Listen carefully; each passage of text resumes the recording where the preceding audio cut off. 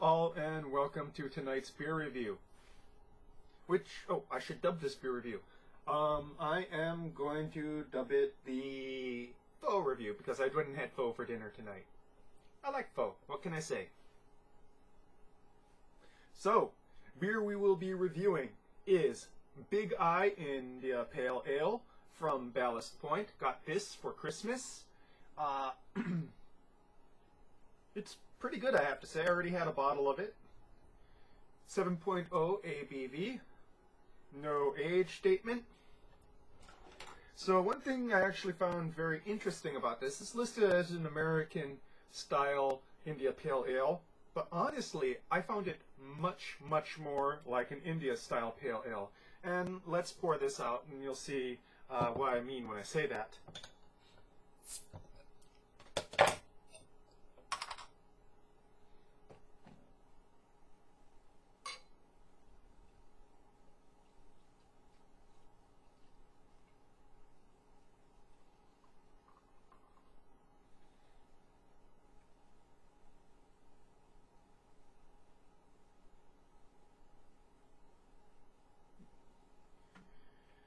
Okay, so sort of an amber brown cloudy color with a off-white thick head. Carbonation is not very visible. I wonder if this is bottle conditioned. I didn't check to see if it's bottle conditioned, but it doesn't say it's bottle conditioned.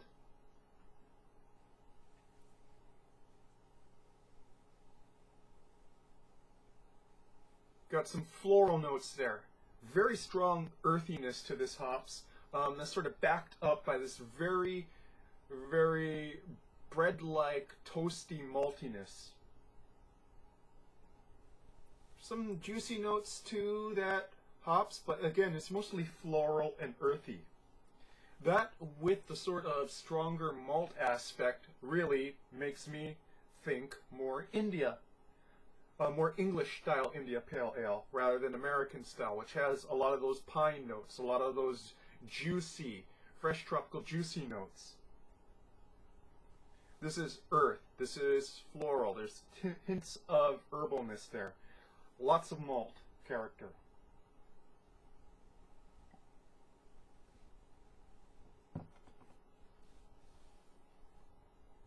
Following up at that, take a sip. There is this even hop bitterness from start to finish. With a lingering sort of bitterness on the tongue, but not as strong as the alpha oil's not as strong as you would expect with an American style.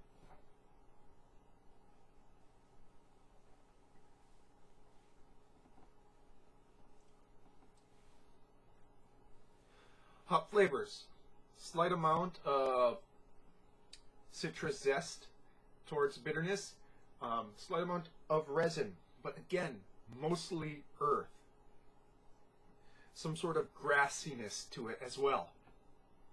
Very almost old world style to the hops. The only thing that leads me to sort of think it's New World hops is a sort of resiny sort of taste, especially in the finish.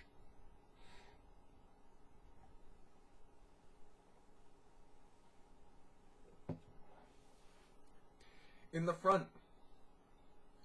very much these caramel malt tastes. Sweet, but not cloyingly so. Kind of bready.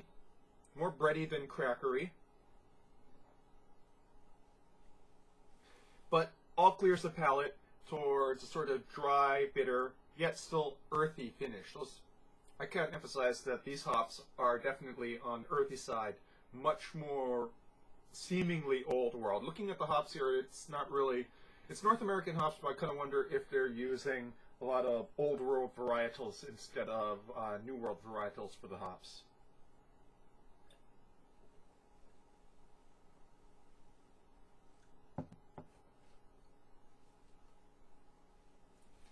Just a wonderful interplay in between these sort of caramel, bready malts and that kind of earthy herbal hopping. nice interaction there, nice complexity.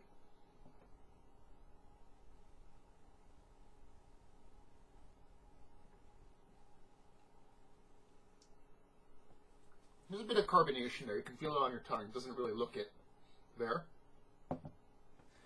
So what can you say about this? Those looking for, you know, an amazing American style India Pale Ale should be looking at, Ballast Point's other great IPA, that is Sculpin. Basically, Sculpin is one of those top 10 IPAs that people all talk about, and I haven't had true Sculpin yet. I've had grapefruit Sculpin. It is, which I've reviewed. You can probably go and look that up in my past reviews. It is an amazing beer. Pretty sure regular Sculpin is an amazing beer. While this isn't mind-blowing, it is a pretty damn good IPA if you look at it from the standpoint of an English IPA. If you're looking at it from the standpoint of an American IPA, it's probably not going to be bitter enough for you. You're probably going to be wondering, well, why are there these strong malt flavors? Why does it taste slightly yeasty? And that's probably because of the unfiltered nature of it. You know, why is it earthy instead of piney or fruity?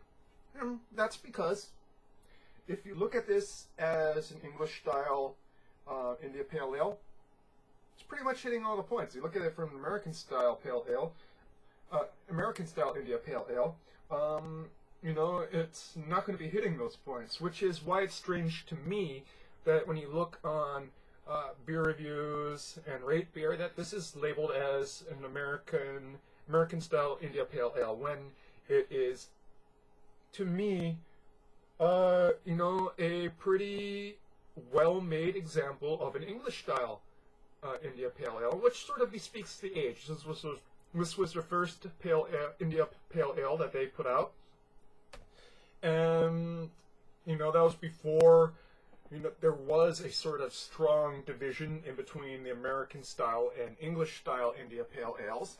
So, you know, clarification probably wasn't there at the time when this was first put out.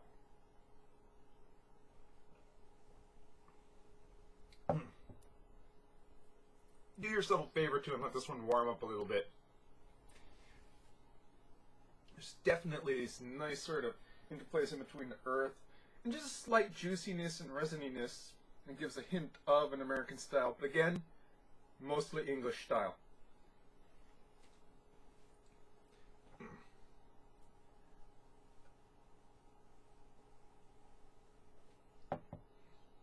So what do I say about this? After talking about style classifications for so long?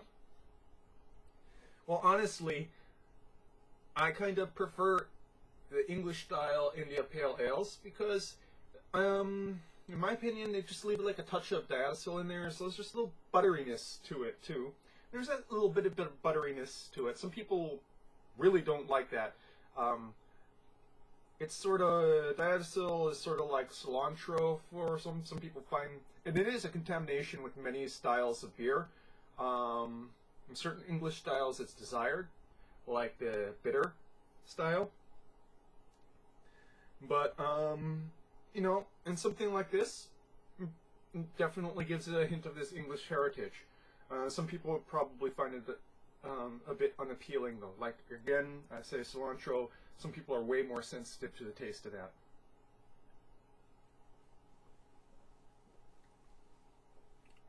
Me, it just gives a certain roundness and smoothness to the body and the taste. Well, I've said quite a bit on this Ballast Point Big Eye India Pale Ale. Do I recommend you get it? Certainly if you are looking for an English style India Pale Ale. If you're looking for an American style India Pale Ale, go with Sculpin. You can't go wrong with Sculpin. Pretty much everyone will agree with that one. So, that's your beer review for tonight. Cheers.